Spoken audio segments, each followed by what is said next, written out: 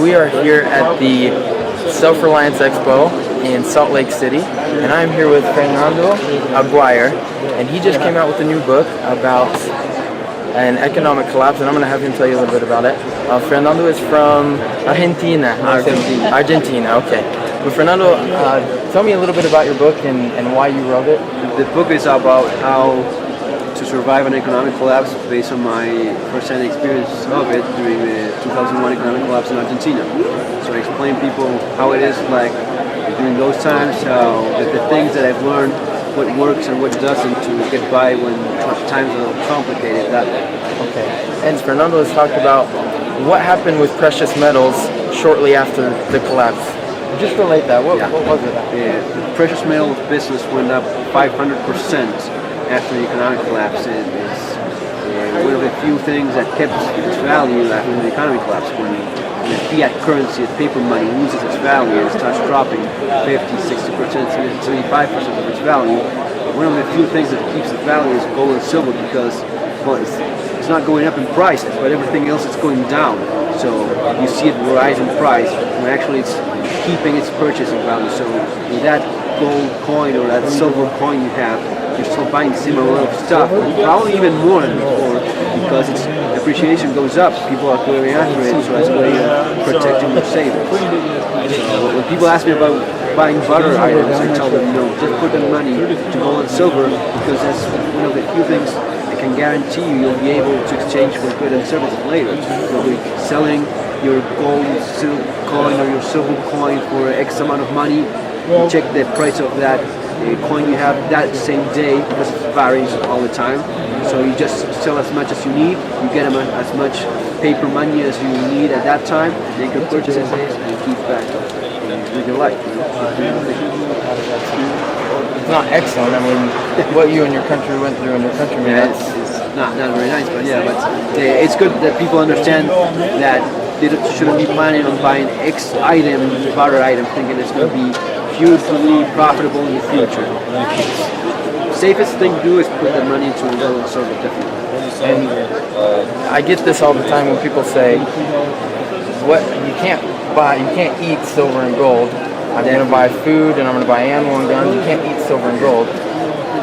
What's your take on that? Yeah, it's definitely true. You cannot eat silver and gold. It's pretty hard, it tastes awful, and all this stuff.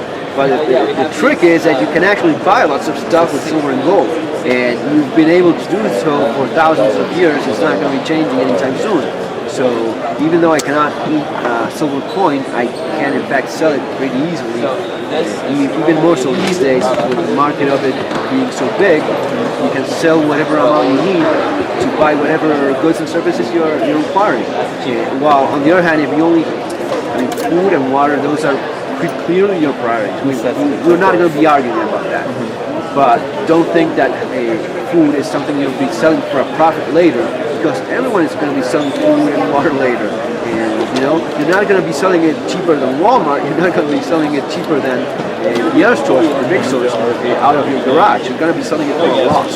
So whenever people ask me about that, I tell them, instead of putting that money into barter items, put it into gold silver instead. In the U.S., we talked about how the situation we're in and somewhat of a depression. What's your take on that? Are we geared up for an economic collapse like Argentina?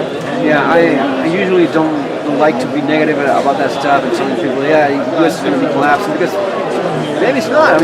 Maybe it's going to be hopefully not. Chances are that it's not. I honestly believe that most unlikely things will be bad, but it won't collapse fully. It's going to be hard for many years, just given what happened already. The situation we are now in U.S.